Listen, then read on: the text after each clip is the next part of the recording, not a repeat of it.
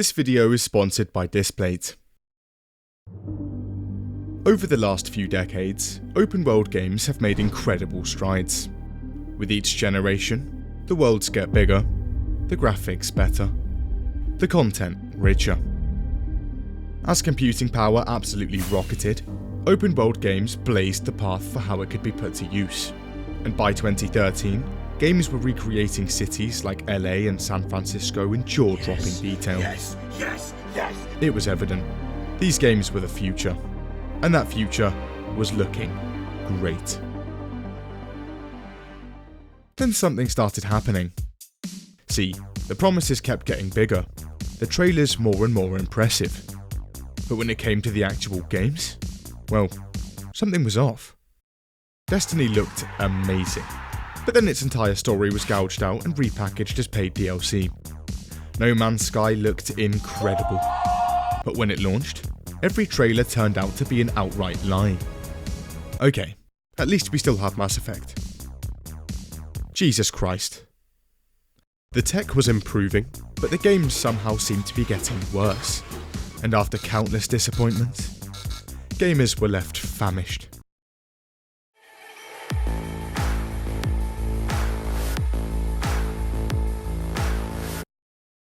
It's early 2015.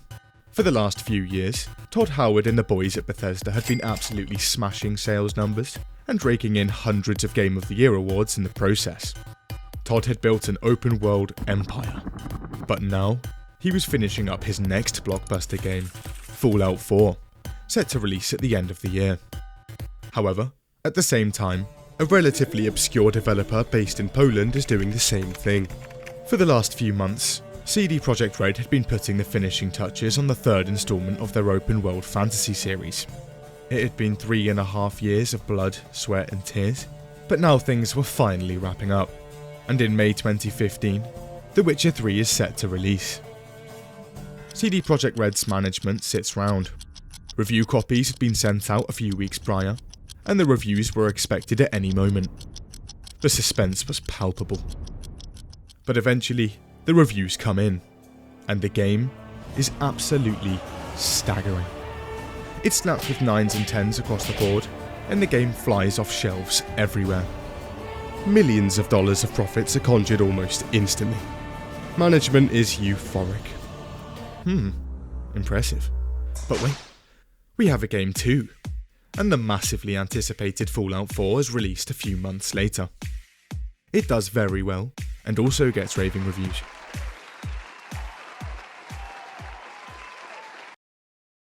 The 2015's Game Awards are tense. Game devs from all around the world are sat down, anxiously waiting for the big one, Game of the Year. Todd had won the majority of the Game of the Year awards for the last 4 games he directed, and he was keen to win them for this one too. The developers sit through hours of obscure awards, but eventually, Game of the Year is announced.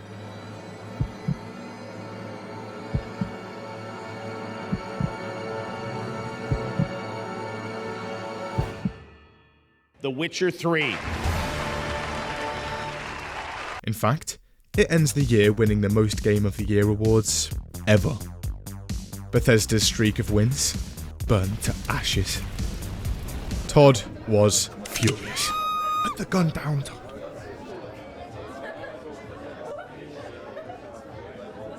And while the rest of the industry turns to repackaging free mods into paid DLC, enormous graphical downgrades, and literal lies about their games and trailers, CD Projekt Red gets to work on 2 massive expansion packs, big enough to be a whole game of their own. And turns out, they're half the price of Fallout 4's. Also, did someone say free DLC? People were in love. Move after move, everything CD Projekt did was just right. After 28 years in the business, they'd finally made it.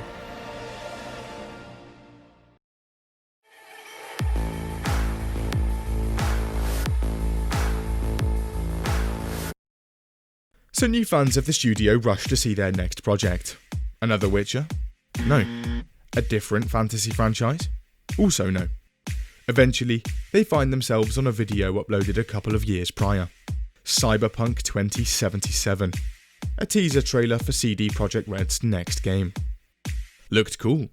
Details on it are sparse, but here's what we know. It was more ambitious than The Witcher 3 on every single front, and was basically a futuristic RPG version of GTA. Sign me up. The release date? Well, when it was ready. Okay, so people wait. And wait. And wait. It's now 2017, and after 2 years of waiting, there's still no word, and the game, along with the studio, drifts back into obscurity.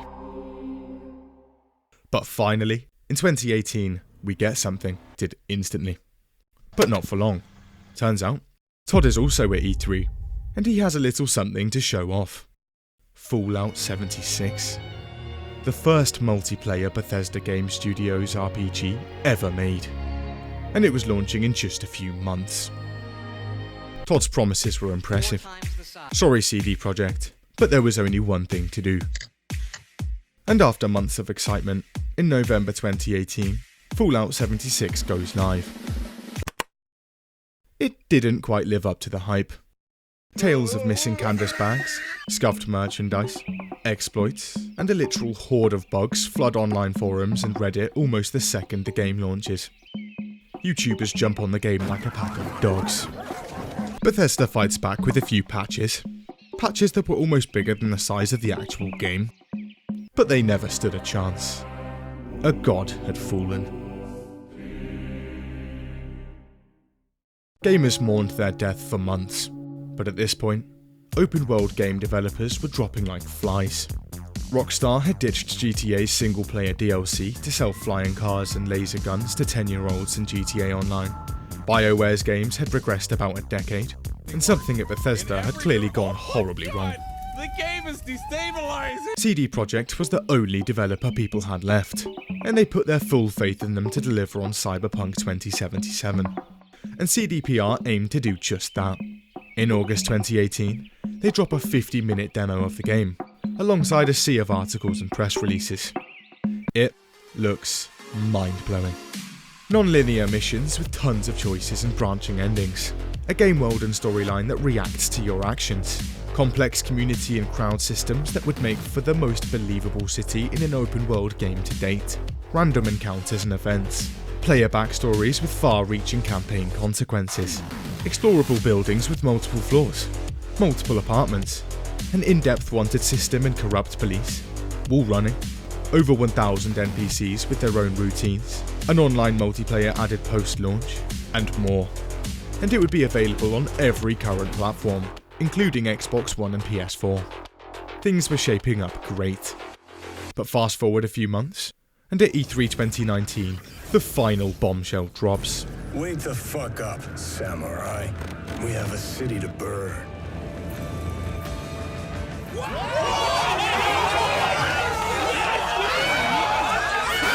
CD Projekt Red had created something incredible. The graphics were borderline photorealistic, the city utterly immersive. Even Poland's own government were hyped. It was to be the first quadruple A game, people said. And we'd be able to jump in on April the 16th, 2020. The hype was monumental. Before we get onto that, your room. Are those walls empty? My god. Hold on, what's that? A high quality metal poster for a reasonable price? That's right. Displate specialises in one thing. Posters. Posters, posters, posters. 1.4 million different posters. Anything you could possibly want. Like gaming, sports, movies, or are you a gentleman of class? Displate has it all. Don't have a picture hook? Not a problem, because Displates use magnets. It's simple. Scrub wall, wait 10 minutes, sticker on wall, Displate on sticker. It's that easy. Super fast delivery, countless designs, and a tree planted in Africa after every purchase. And you can get a special discount on Displates through the link in the description. Also, check out the Big Boss Displate store for some cool designs. Now.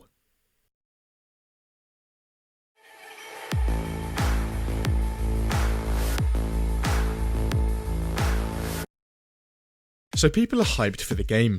However, over at CD Projekt Red, things aren't going so great. Management says the game is launching in around a year's time, and things weren't moving quite as fast as they'd hoped. While the game technically started development in 2012, development basically just consisted of a few dozen people throwing ideas around. This goes on for a few years, but in 2016, the rest of CDPR finally jump on board. And most of their work is scrapped right out the game. Okay, so the game's story and gameplay concepts are reworked from the ground up. This means that key game elements are either completely changed or outright scrapped. Now the management at CDPR are still ambitious. This game was going to be a big one, and that meant that it was going to need a lot of work. But that was okay. They had 4 years of development ahead of them. Well managed and executed, this was going to be a breeze. 4 years later, and it's now January 2020, and the game is barely out of alpha. This is just 2 months out from launch. Higher ups realise they should probably actually develop a finished game, so in comes CD Projekt Red's management. Wake the fuck up, game devs. We've got a game to crunch. And so, CDPR's PR team come out to the public. Sorry lads, it's not quite ready yet. Come back in a few months' time. It was okay. They still had a lot of development on their plate, but now they had more time. If everything goes according to plan, they should be able to get this thing out relatively polished. Sorry fellas, the country's closed. Come back in a few months' time. Dear God. Alright, less than 6 months left of development time and now everyone's working from home. Not exactly ideal. Right boys, we're going to have to cut some corners here. Multiple apartments? Scrap them. Wall running? Not important. The children? Forget them. See those adults? Downsize them. That looks great. And eventually, after months of crunch and a couple more delays, a new release date is in. December 10th, 2020. Early December. The board of directors look at each other, petrified. Their share price had rocketed to over $10 billion, and they were now the most valuable company on the Polish stock exchange. Poland's president calls CDPR.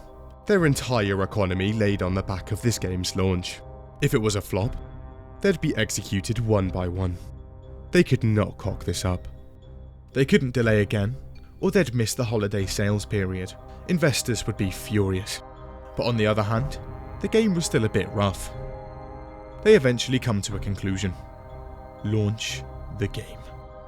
Development had taken 7 years and cost $121 million. But at last, on December the 10th, the world would finally be able to play Cyberpunk 2077.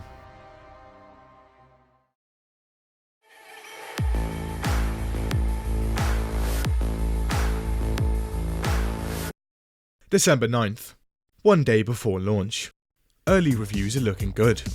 YouTubers and review sites aren't actually allowed to use their own game footage in them, which is a bit strange. But they're saying the game does the impossible. It actually lives up to the hype. That was it. People that hadn't already pre-ordered now had no reason to hold back. And the game racks up around 8 million pre-orders by launch. 7 years of patience, and almost a year of delays on top. But the wait was finally over. And at 12 AM on December 10th, Cyberpunk launches, and people press play. For PC players with decent rigs, the game runs reasonably well, the story is great, and the graphics are amazing. But stray away from the main missions for 5 minutes, and things start to seem off. Walk with me. We're walking around the most believable city in a video game to date, and yet that man barely has a face. Over there, is he really disabled? People, fucking run! Look at your own shadow. Does that look normal to you? Look at those people. Anything seem off? Look, a car's supposed to fly? Over there, is that normal? Your inventory, open it. That look like a katana to you? Is that really an assault rifle? Were you listening to me? Or were you looking at the man with no head? More issues.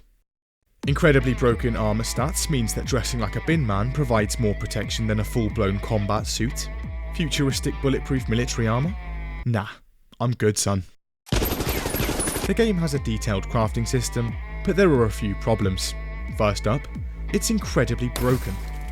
Every item you pick up or craft on PC adds data to the save file. Great. However, if that save file exceeds 8 megabytes in size, your save file is now corrupted and completely unplayable. Players with this issue log on to CDPR forums and ask if there's anything they can do to solve or prevent this issue. Eventually, they receive an answer. Just stop playing the game. Okay. The visuals of Cyberpunk are generally amazing. However, there are a few issues here as well. See, even though you never actually see yours in-game, Cyberpunk 2077 grants you a plethora of options for your genitals. But wait, turns out there's a bug going round. And those genitals you've just customised are now clipping through every single pair of trousers you can put on. My god. Other visual bugs include headless men, glitchy trees, and a metric ton of T-posing, and more. Good luck. Got a feeling we'll be...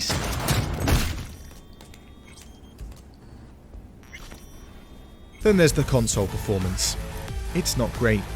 In November 2020, CDPR said old-gen consoles were running surprisingly well. Just under a month later, we got to find out for ourselves. The population of Night City is decreased to the point where it looks almost abandoned. Graphics are absolutely abysmal, and the resolution bounces from 900p to as low as 720p. Even with all of these compromises, the FPS barely manages to hit 25, and often stoops to as low as 10. Then there's the rendering issues, paper mache faces, constant crashes. All in all, Cyberpunk 2077 has a few technical issues.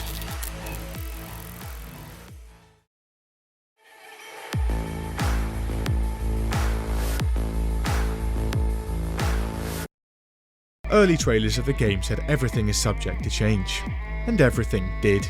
Trailers show clubbing and a host of other interactive activities. However, it turns out that about half of that was taken from the game's initial cutscene, and then forgotten about forever. Trailers also imply drive-by shooting and police pursuits, but neither of those are in the game either. In-game areas and promotional material suggest a massive metro system that you'd use to get around Night City. However, all of that was cut out and replaced with a fast travel system. A functioning metro system has since been modded into the game. The 1,000+ NPCs with their own routines are replaced with walking potatoes that literally despawn from the world the second they leave your field of view. They only have one piece of dialogue, can't defend themselves, and seemingly have no driving AI. Or any AI at all. The police system? Well, it's not really a thing. Shoot someone in the back of the skull with no one else around for miles? Unlucky. 2 cops have just spawned right behind your back. In any other game, that'd normally be an issue, but in Cyberpunk, literally just run 5 seconds away from them and they'll completely despawn from the world. Nice. Got a car? Even better, because cops in this game can't even enter a vehicle. Well, we're waiting. Also, about the far-reaching player backstories, well, they only really change the first few minutes of the game. They also add a few unique dialogue options, but they have little to no effect on anything. Then there's the wall running, cut, multiple apartments, gone, non-linear missions, there's 1 or 2 in there, NPC routines, explorable buildings, Okay, so the game doesn't have all the features in the trailers and articles, but it doesn't stop there. The game's baseline features are, well, subpar. So subpar that multiple videos are uploaded to YouTube, showcasing how Saints Row 2, GTA San Andreas, and even Half-Life 1's Cockroach AI is more advanced. Okay, at this point, it was clear. There was only one thing left to do. I'm gonna ask for a refund.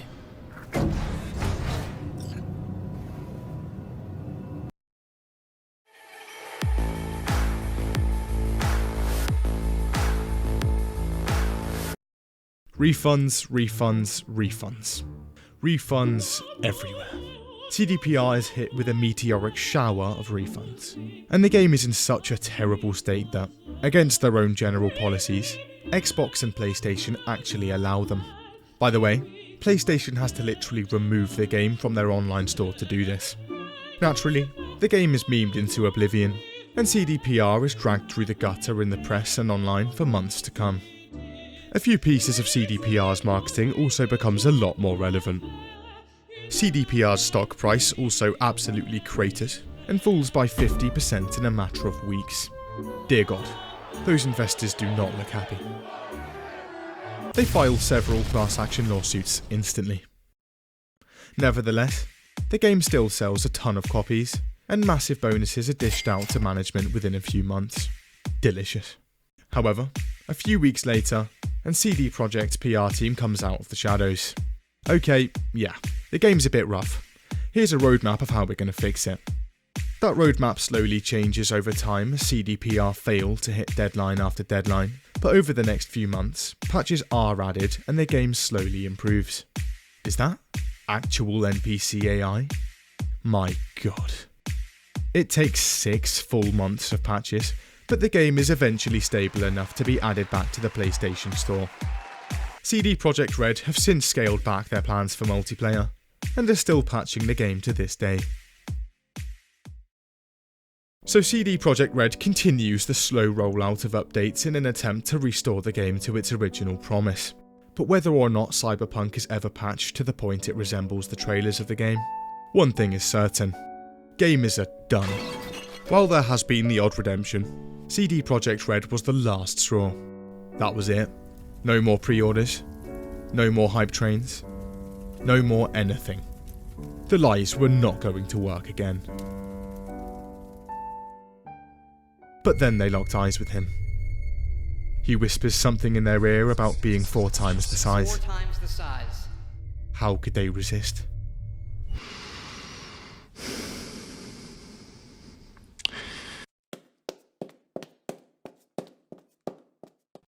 They'd won again, and they'll keep winning, because they know how to sell you a game, whether or not it's the same game that comes out at launch. From where you're sitting, it probably looks like an 18-carat run of bad luck. But the truth is, the games are rigged from the start.